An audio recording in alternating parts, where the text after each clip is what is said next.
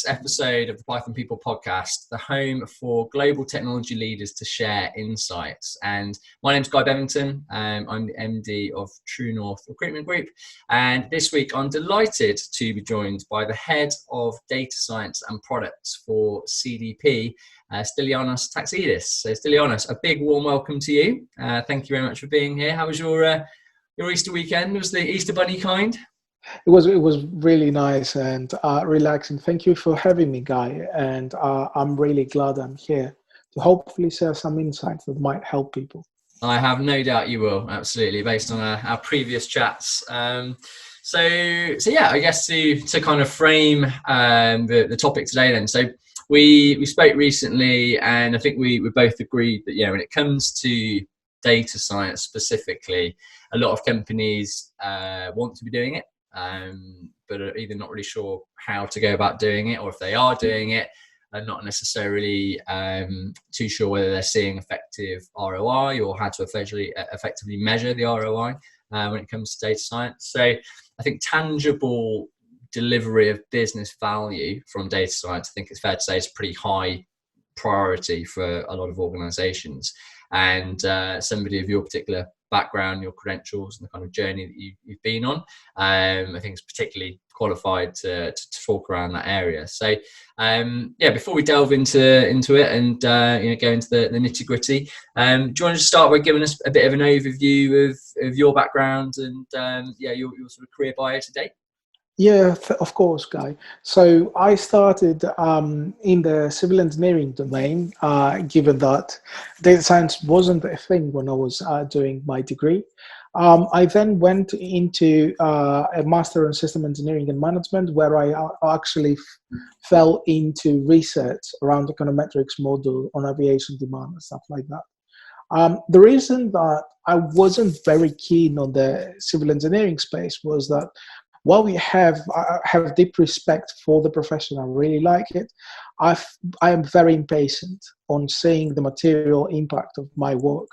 And that's really a bad trait for a civil engineer, given the amount of time you need to usually wait for a big construction project to see what actually comes through. So I went into the generic field of software and more working into data, trying to produce insight with research papers and all that. And that was when I found out about data science, like a lot of other people. Econometrics analyst was previously what I did in my research. We had many titles when data science was young and there wasn't an established path for it. And after a while, I got my first corporate role in data science after academia, mostly again because I thought that I would have more significant impact and I would see the value of my work materialize. I started in a big utility company as a data scientist in an R&D function for the first year, where I did some brilliant work with a colleague. And what we saw, though, was that we struggled to get through that R&D phase. We created prototypes that in our heads had immense business value, yet we didn't see adoptions, we didn't see more investment, anything. And as the company matured slowly and created the data function, I got these early learnings and tried to apply them with the help of other professionals as we went through our journey.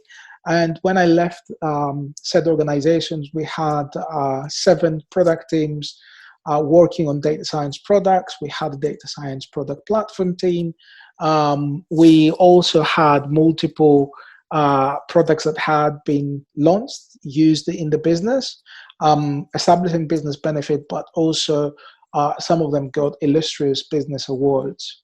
And from my knowledge, it continues down this path. I generally wanted, from the beginning, I went into the water utility space because water scarcity, I believe, is a big problem for the generation. So I really want to work and materialize impact in fields where I feel that I'm adding some social value as well. I'm trying to solve the big problems of our generation. So it was a good challenge when CDP came along. CDP is a global non-for-profit that handles the disclosure, the environmental disclosure cycle for city-states, investors, and corporates around the world, helps measure the environmental impact, raise the awareness around it, and helps companies on how to manage this impact, and also shines the light to the true leaders in this space so people can follow that example. So taking on the role of head of data science and product in CDP was a brilliant challenge and almost like a natural next step in my career, which was a big readjustment, I would say, because it was a smaller organization. I went from an organization of a size of over 5,000-6,000 people to a global organization, UK-based to a global organization, and 5,000 to 6,000 to 500 people. So there were differences in scale, there were differences in maturity from the from the profit to non-for-profit cycle. So it was a really great experience. And now we're on our second year there, and we're establishing a new data science function, doing the journey from the beginning, hopefully taking all the learnings from the past and doing it better this time around. And I believe that's part of a leader's job, to learn from previous endeavors, adjust the approach, and do things better, given the context that we are in, and also trying to establish the true value through the strategic goals of each organization that you work with. Yes, yeah, absolutely. Well, fantastic. Thank you for that as an introduction, and very impressive, and clearly your experience spans a real breadth, but also clearly a depth as well, which no doubt we'll go on to. But to further reiterate, clearly somebody that's very able to talk about this particular topic. So exciting to pick your brains on it. So talk us through then. You made a really good point there about, I think by the nature of data science, machine learning, it's very sort of exploratory and very pioneering, I guess, from a technology standpoint, and certainly a conversation I have with a lot of CEOs and MDs is they do struggle often to see that gap merging between R&D, prototyping, and actual real world adoption and real derived business value that sort of comes from it. So talk us through, your experience of how you've gone about that, growing a data science function, and really, I guess, how do you go about the process of demonstrating that business value? I mean, as a leader, when you come into the corporate, what do you want to do? You want to establish the visibility, the value of your function, and the value of yourself. It's always a new challenge coming into a new organization. So as leaders, we come in with what I want to call baggage. There's high anticipation for us, especially in the data science space. The hype is not always just good. Hype also comes with advertised great results. Many consultancies that tell you that you will have 10x results in 3-4 months. And as you come in as a leader trying to establish a new data science function, you need to almost ground yourself. My personal view is you need to, first of all, identify and understand what are the biggest organizational problems, but also opportunities. Going back to nothing to do with data science, more qualitative kind of SWOT and strategic analysis. Read as much and educate yourself in the first month on the business domain of your organization. After that, try to find data with a data-driven approach from the existing analytics or data functions. What are, as I said, problems and opportunities, and also try to find which are the most receptive stakeholders to data science, because you will have some that might not be the biggest fans. They tend to be older, operational focused executives and senior stakeholders, which quite frankly might have also been banned a couple of times from consultancy projects and are negative towards data science projects. My next approach would be to set up a small team to try and automate partly or fully that problem, illustrating the business value. If you can embrace the function. So go for a problem that would be partly automated, and you would have an algorithm that would work with human experts assistance. You would probably, after accomplishing that, have your first flag accomplishment, if you would like to advertise the value of a data science function with the business value delivered. After that, things usually snowball quite fast. Your previous business case now talks to yourself. You have a solid part to put behind your budgeting. You start to educate HR and other admin functions around the value of data science, but also the differences of data science. You could start by illustrating the difference in salaries. That is something that is a challenging fight everywhere I've been, which is not a mature data science organization. But for me, from my perspective, is you build a strategy, you educate your senior stakeholders and your clients that want to work with you. You start by creating product working teams after you establish your first kind of proof of value product. And these product teams would have data scientists. If you are not in a mature organization, data scientists sitting kind of in a central team, and product owners coming only from the business side. And actually those people that really know the domain. They shouldn't be software or any type of experts. They should just know their domain. And through setting up an organization like that, you could continue illustrating and growing your team. Now, there are different patterns on the team growth later on. Depending on your organizational maturity, you might have a hybrid model where the data scientists, some of your data scientists sit in the business unit to gain that expertise along the stakeholders and the product owners and feed the central team. Even in that hybrid model, though, you should have almost like a data science community or a central function. You should be almost a functional leader that takes care of the data science problem. And then you also have the business domain leader that feeds in the biggest problems. So you create a pipeline of upcoming problems, and you start allowing individual data scientists to experiment with solutions, bring in creativity, without losing the exchange of knowledge from the central hub and community. So your whole data science team gets more educated and they progress together. There's nothing worse than to have an isolated data scientist that can't review their thought patterns, their algorithms, and everything else with some colleagues. Yeah, absolutely. Oh, fantastic answer. I mean, what really struck me about that is you're clearly a leader that sees the bigger picture, and I think that's from what I've seen anyway, in my experience of the data science industry, is the leaders that actually understand what they're doing and how it fits into the bigger business domain. That have the real respect for the business domain. And like I said, I guess a lot of it is common sense, but actually approaching, yes, there's opportunities, but it's approaching real world business problems that you can actually solve. And I think those kind of leaders, they very often are more able to demonstrate value quicker because they're solving problems quicker rather than some kind of esoteric, fantastic algorithm that could be proactively fantastic in future, but for now, it's actually adding value. So yeah, I massively respect that. And you mentioned there the idea about allowing people in the team to kind of, empowering them to kind of creatively go off and maybe tackle certain problems. How do you balance that? And what have you found, I guess, the most effective ways to inspire yet manage a team in an efficient way? So I do believe that you need to actually lead by example.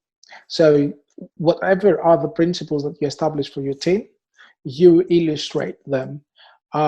You show big respect to all your business stakeholders, and you create a culture where data scientists recognize and are taught almost by the finish of their data science education that they're a special breed, they're unicorns, they're really skilled. And some people get affected by that culture on dismissing some of the tacit knowledge that experts have been amassing to their whole lives. Another thing that you need to make sure is the communication skills from your team and assist them to always show respect and hear the opposite view, even if it's wrong. Because some of these people have been doing this job for a lot of time, and we, as any person on the data quality department will tell you, data quality is not stagnant, and it's nothing that in most organizations is in the high 80s, 90%. So you can't believe your data all the time. That's why you really need experts that will tell you that, oh, you get these values from that telemetry equipment because it's stuck under X rock and it creates that malfunction. If you do not approach people like that with respect, you will lose some of their tacit knowledge that has come from years of experience, and that will affect your data science algorithms a lot, and they will be your biggest enemies and combatants. From a leadership perspective, for me, there are three pillars. Find out what your people want, have sincere conversations, and create career paths from there. In my personal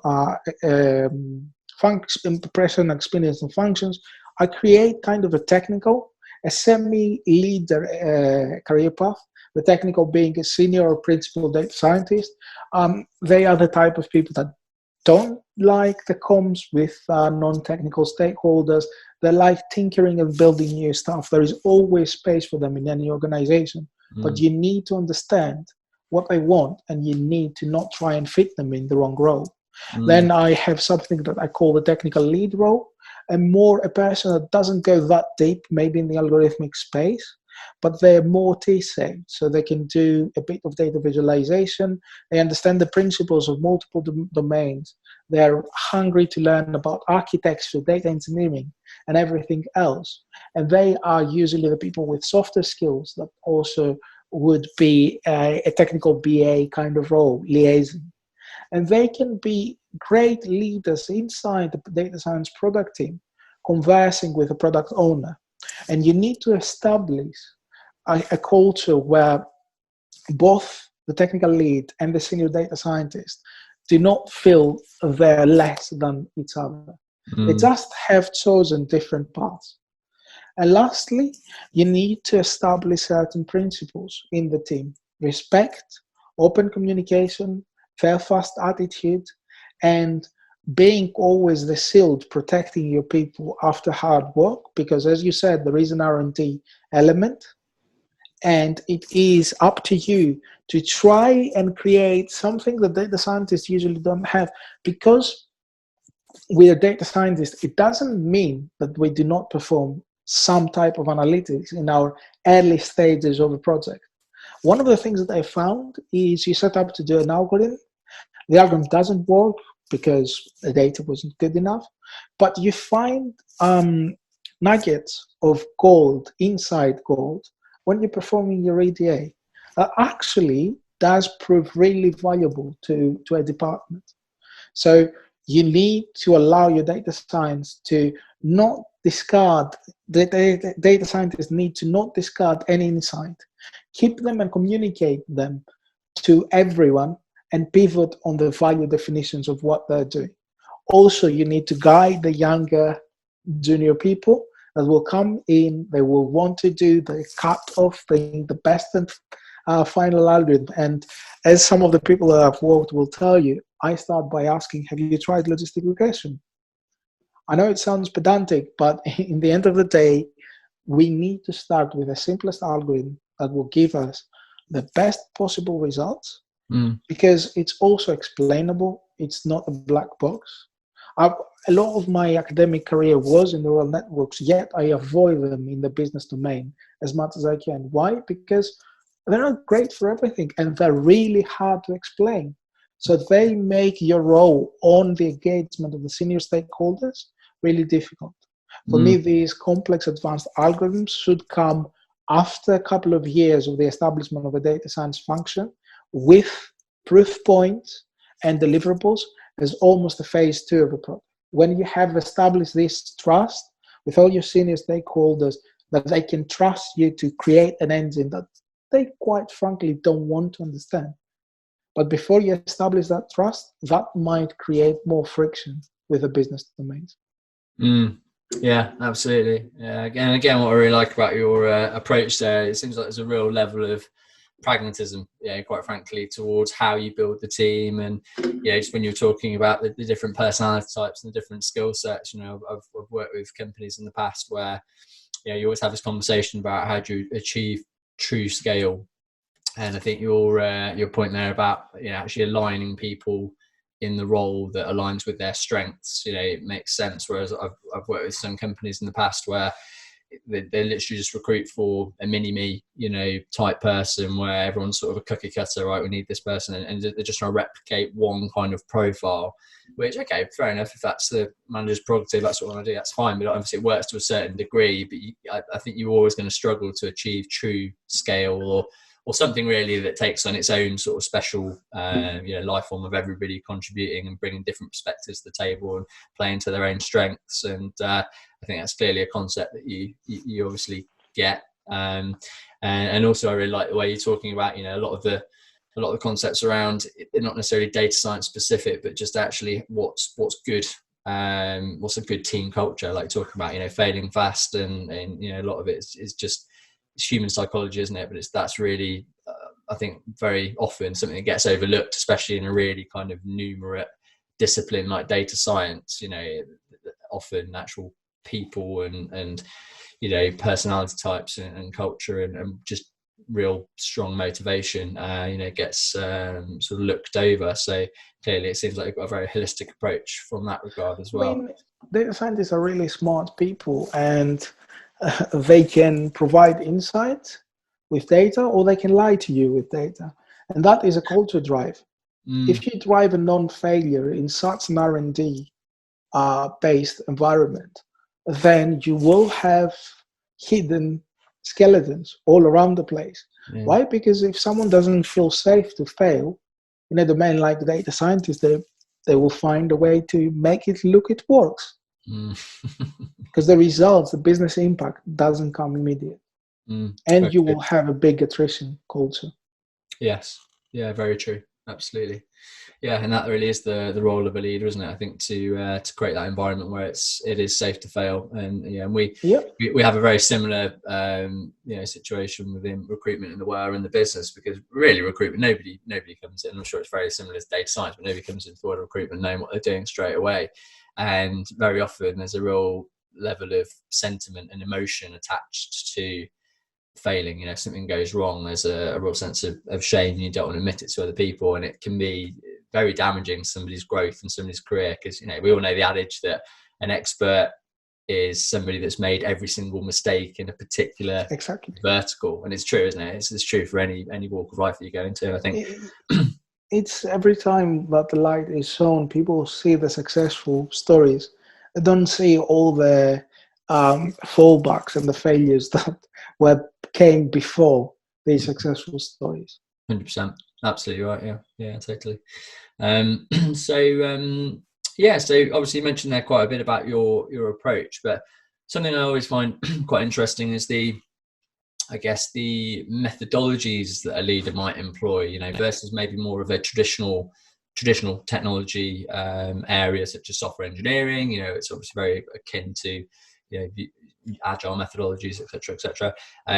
Within data science, there's obviously a bit more discussion and about what methodologies actually work to deliver an effective data science initiative. So how do you go about that? Are there particular methodologies that you employ habitually to deliver data science projects? Well, I will go back to your reference to software. To a certain extent, the data science product, not just the algorithm, but it is a piece of code, it is a software. So it would be non-cognizant of us to actually fail to acknowledge the years and years of experience that come from software engineering. It would also be a huge failure for us to try to put data science in the same box as software engineering. Why? Because where in software you're actually designing and building a new system from scratch. It's for me at least, unless you're doing enhancements, every software engineering project is a greenfield. So you start and you will code X function that will do what you're expecting, you will test it. In data science, you start with data. And actually, what the data tells you, the EDA and all of that, is not something you can influence or change at all. So you will have bigger failures. That's the reason why I personally, as a methodology, I try a combination of Scrum, the framework from Agile, and CRISP-DM. Now, CRISP-DM comes from data mining. It has a feedback loop, which I believe that a lot of the data science methodology, Google's, Microsoft, are similar. You start with business understanding. So, as we said previously, understand what business problem you're trying to solve. Because if you get that wrong and your data scientist gets that wrong, everything else tumbles down.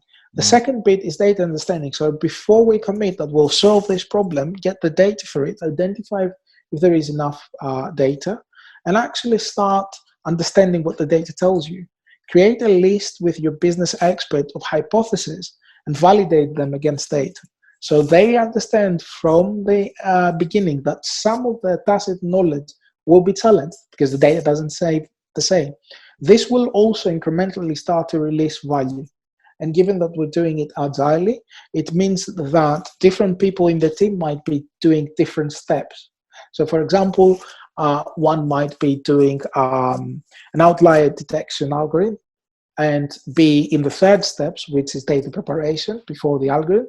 And another data scientist might be starting on the forecasting, where they are starting on the business understanding. So you have that flexibility to either work with a team or work collaboratively as individuals, producing different steps. One of the things that you need to understand in a data science team is, and this is why the two methodologies work so well, is you have two phases. In software, you have mostly the build phase. Well, in data science, you have a pre-analysis where you're trying to understand what the data is telling you, and then you end experiment, find the right algorithm to fit the data, and then you have a build phase where you know what you're building. These are the three algorithms that we'll employ, and we'll just build the algorithms. We will have the mathematical evaluation in the end of them, and we'll give the end results to our stakeholders. So CRISP-DM goes to data preparation, mathematical modeling, and then evaluation. And I split evaluation in two parts. Again, there is the mathematical evaluation from data scientists, and then in our Scrum cycles as well, with our show and tells and everything else, we have the business validation.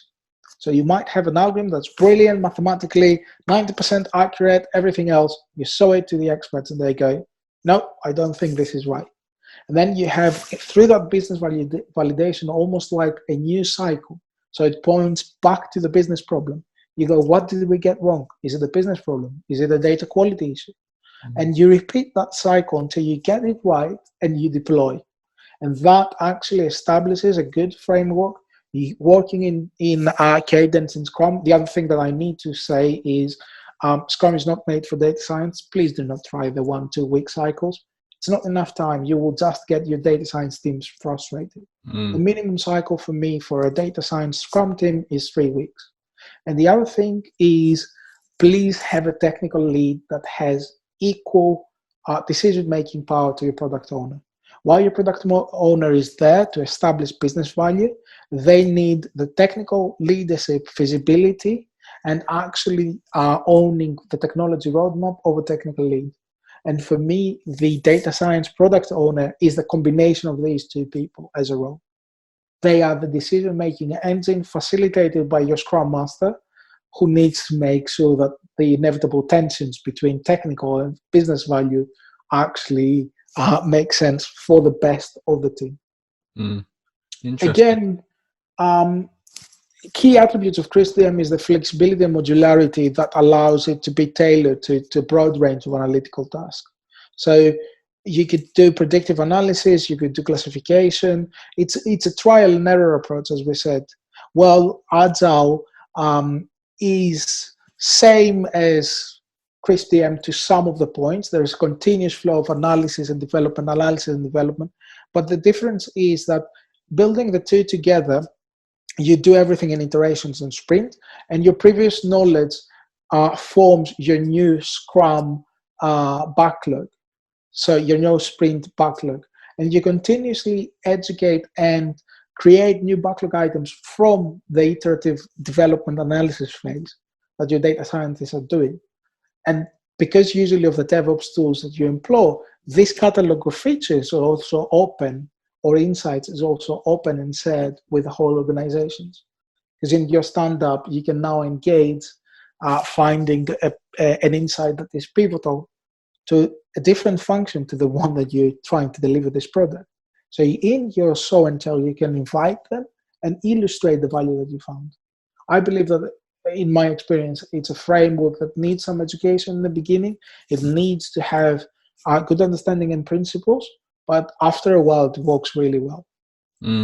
Absolutely, yeah, I can see that. Yeah, I mean, it's again a really thorough approach and a really pragmatic approach to take as well. And what I really like about it is obviously you're working with the concepts and the principles of agile, but you're adapting it to fit the, I guess what the truest sense of agile actually is, adapting it to fit the problem and fit the solution. And we talk about if you take things too literally, 2-week sprint in a data science initiative, it isn't long enough, and obviously you need to adapt it more to be fit for purpose. And I guess what other classic mistakes do you see being made by companies in their data science practices of a similar kind of ilk? The classic mistakes: get a data scientist or a data science function in without having any of the fundamentals. And I'm someone that can be flexible, right? If you do not have a data engineering function, I would go, okay, let's create data scientist product teams, because for me, data engineers are pivotal in a data science product team. You need to have at least one, right? But if you do not have any measure of a data function, you do not have data quality, data governance, or anything else, an overlaying framework, I believe you shouldn't start with a data scientist. And I'm being very honest. I mean, you get data scientists in and you start then risking regulatory fines because you do not have anyone on the governance. You do not know the quality of your data. So suddenly your data scientists are not the data scientist function, which I have no problem, no qualms of taking data quality as a machine learning problem, as long as we at least understand what good quality is and how it can be modeled. If you get a data scientist talking to the business all of the time, trying to find golden records and all that, you will have a very unhappy data scientist. But you can do anomaly detection algorithms to establish. You can work with the data quality department to illustrate the value of the data. And actually, I think that data science departments and data quality and data governance departments should work very closely, because through the data science insight, you create and illustrate the value that brings forward the possible investment in a data quality, data governance framework. If no one is using the value, why do they spend the money and the time and effort to have clean and good quality data? The other bit is have a whole organization that is negative towards data science and expect data scientists to do miracles. And lastly, bringing data scientists doers, the actual data scientists, with no overarching leadership, or with leadership with the wrong experience. It's a fast fail path to disruption, because they will take the job, they will find out you don't know what you're talking about. When they start having hurdles, they won't have the right leadership, advice, etc., and they will leave your organization quite soon. Yeah, feels like your approach is you see a team as something in a real balance, isn't it, of getting the right blend of, like, say, leadership skills, experience, mindset, and again, I think that's a sign of a great leader. What are your thoughts on team? You mentioned earlier going in, starting small, demonstrating value, building a small team out, and then sort of scaling it from there. In a data science initiative, in your experience, what's your take on sort of optimal team size? Bigger versus smaller? Would you look to plug the gaps potentially in a business using a third party versus bringing internal skills in? How do you approach that? My personal recommendation would be let's start with bigger versus smaller and then move into in-house versus third party. So bigger versus smaller, I do think that bigger data science teams become dysfunctional. I mean, while data scientists work very good in pairs, in 4 or 5 nucleuses, if you have a data science team of 20, constant challenges, which you foster through the culture, you have a lot of different approaches, not enough focus, people start to get lost. Now, you can have 20 data scientists. I've had more in the past, but you need to organize them on different problem domains, and they become like sub-teams. And then you will find the natural leader is emerging, which probably will assume the mantle of a technical lead, because again, as we see in other operational departments, the head doesn't manage everyone in a team. They manage subgroups, leaders.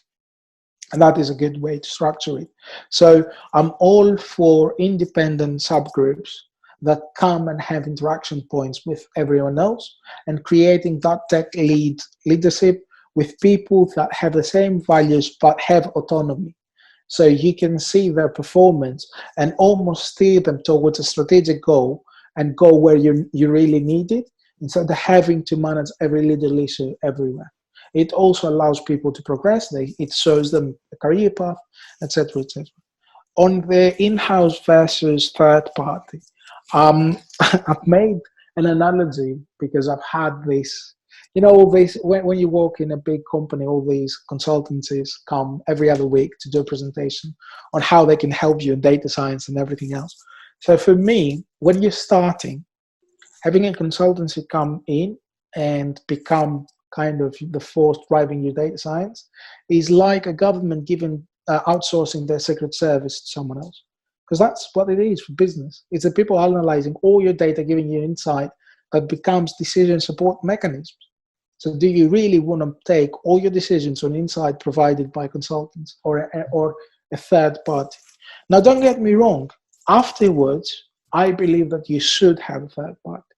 Why? Because if you want talent, to attract talent, to have a good workplace, you cannot have people coming in for 8-9 months, creating certain bits and algorithms, and then you have excess power. What do you do? How do you create that? So for me, it's a blend. It's a worst case scenario 50-50 blend, 50% internal, 50% external. But I would feel more comfortable with in-house being a little bit more, depending on the nature of your business. If you have most of your products as one-offs, where you would develop and not look at them for a couple of years, you might want to go 70-30 and have more people on the outside organization. What third-party organizations offer you is a quick augmentation of your team with the right skills that allows your internal team to grow alongside them if you structure it right, and flexibility of resources, something that you can't necessarily have in permanent positions. But for me, it's an easy mistake to do to scale with outside organizations. Yeah, absolutely. That makes a lot of sense. And I guess a lot of it does depend on, like you said, having a strong strategy for internal talent acquisition as well. And clearly that's the domain that we're in. So obviously it's conversations that we have very regularly with clients about what type of talent they're attracting and why. And, you shared already that you're of the perspective of aligning people based on their strengths and skills and interests to particular types of roles. But do you subscribe to the notion of when you're recruiting? I mean, do you have any core characteristics or traits that you feel is, sort of a common thread that needs to run throughout everybody that you hire for? You talked about values earlier on. Does that factor into it? What's your take on that? Yes, there is. One of the things that I don't kind of ask in an interview, but I gauge is 2 things: curiosity. Actually, I'll make it 3. It's curiosity, self-sufficiency, because usually I do not have lots and lots of time. And then the third is continuous education. Candidates that might not come from the right background or the widespread available background now with a data science bachelor's or master's or whatever, that stay in touch with hackathons, continue to read articles, do online courses, stuff like that. I believe that you understand these people are passionate about what they're coming to do, and they will be curious about staying in touch. They will bring more creative ideas to the organization. So I really tend to favor them. Again, values of respect as a person, and actually knowing why you would come to an organization is something really important, apart from the technical skills. On technical,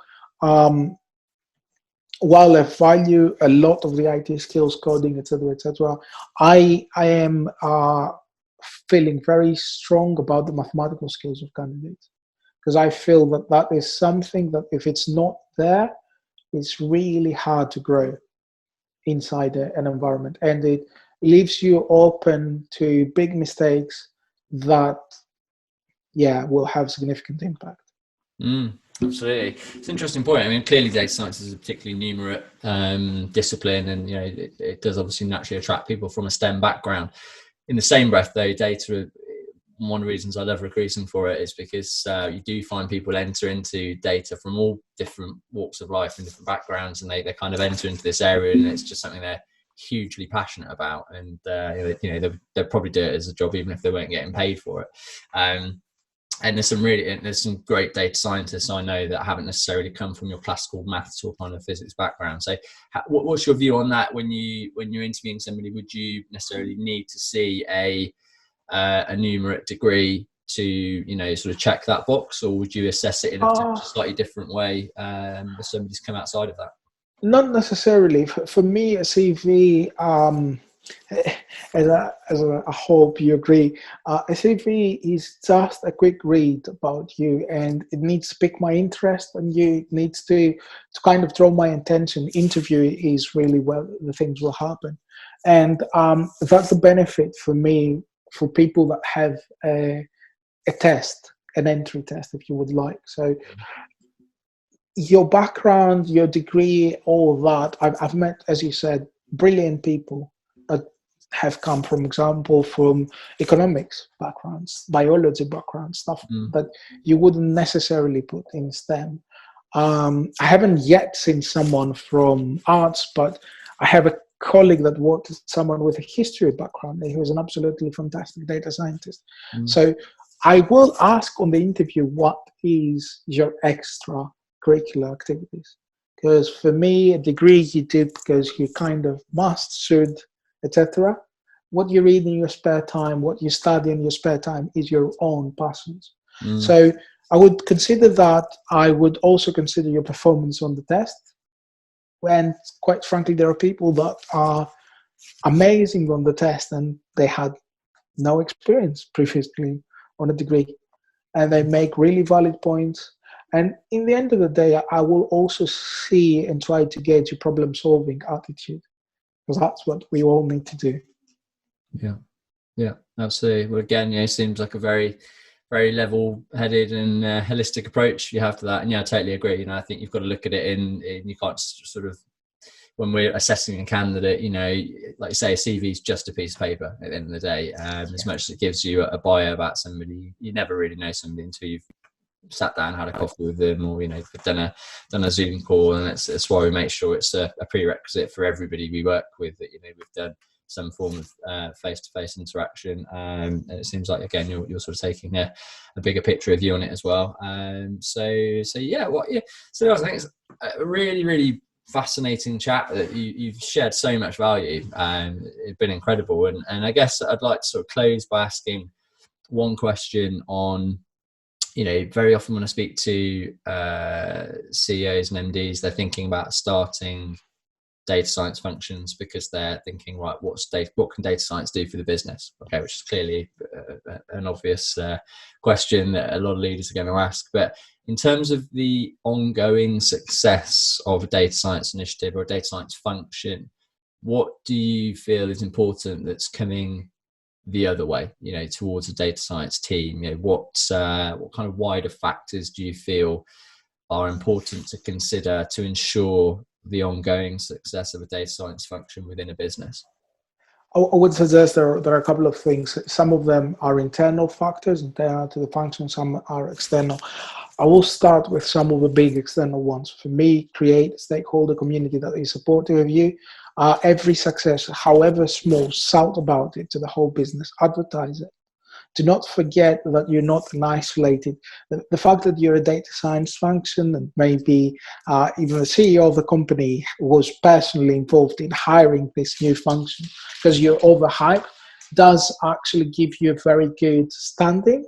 But bear in mind that it might create some negative stakeholders saying we're working very hard here, day out, day in operations, and just because we don't do exciting, fancy stuff that possibly deliver no value to the business, we don't get recognition. Try to gain at every level supporters, and that will ensure the longevity of the function. If you're helpful, come always from a place where you're trying to help people, and that really illustrates that culture emanates inside the business and creates a fame about your data science bit. Because in other businesses where I've talked with other leaders, they have an approach of a little bit of a data science rock star, what I call a bit of a diva. Especially that is easy for us to get there, especially if you had some early successes and now everyone is piling on your door, asking for more stuff, offering funding, offering everything. Always remember that we're there to help the organization move forward. Most of the businesses currently are not data science businesses, so we are another function striving to get things moving and forward. The second thing is aligned to your organizational strategy. Find what is important and find how you do play a pivotal role to that. So if we go to the profit space, what is your change in the bottom line? Have you calculated? Have you found it out? And that is, for me, quite a big thing for you as a leader. What is your benefit realization framework? What is your learnings from things that actually went really well in the technical spectrum but failed to deliver the value? Have you done the root cause analysis? Have you understood the why?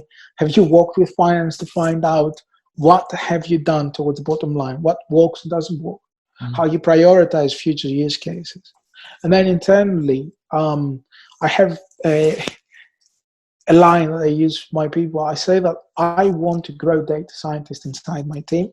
I want them to reach some maturity, and I want them because as is natural, if there is no next role for them to step into, I want them to leave. I feel that is natural. I feel that is creating a good branding and a good name for your data science function. But you can only do that by creating a talent pipeline. It's so important. Look, this is a very hot domain. Whoever and whatever you're doing, some of your team will leave you, even if you're the best leader of them all. And it's only reasonable. Data science is something that can be applied to almost every domain. Same tools, different domain.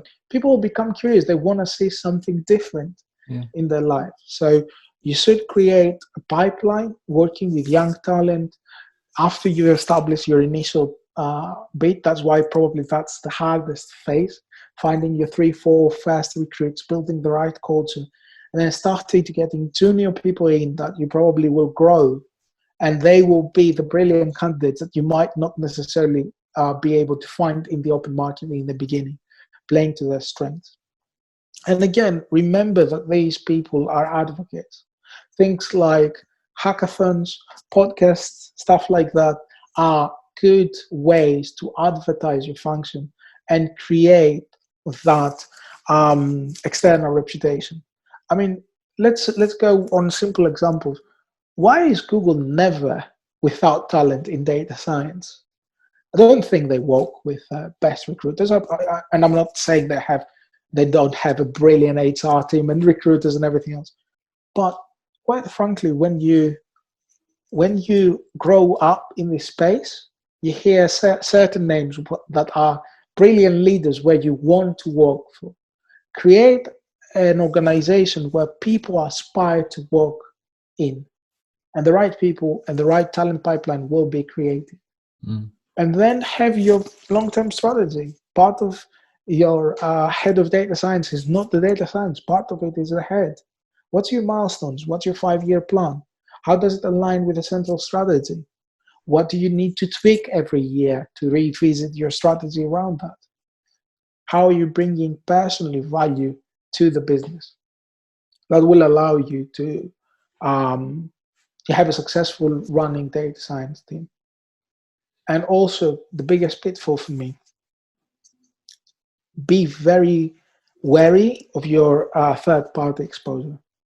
Bear in mind that you can scale quickly if it needs and go into a model of 80-20, let's say 20 in-house, 80% in a partner. Year 2, you need to start changing that balance.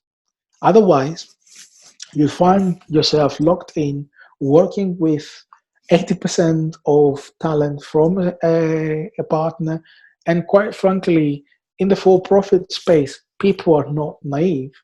When they know they own the biggest part of the pie, you will start your revenue diminishing. It will be more difficult to create business value just because of your expenses going up, and you won't have a strong base internally. Mm. So that's my 2 pieces of advice. Yeah, I mean, yeah, phenomenal, absolutely. And I think, all that remains for me to say is, thank you very much for coming on today and sharing so much value. And I think it's clearly no surprise that you clearly had the background you have and the career you have to date, and why you've been such a successful data science leader. So yeah, huge amount of value shared, and I very much look forward to keeping in touch and hearing about your future successes. No doubt that will be forthcoming. Thank you very much, Guy. Have a lovely end of the day. It was really good to be here. Good, man. Great to talk to you. Cheers, Stylianos. Cheers. Bye-bye. Bye for now.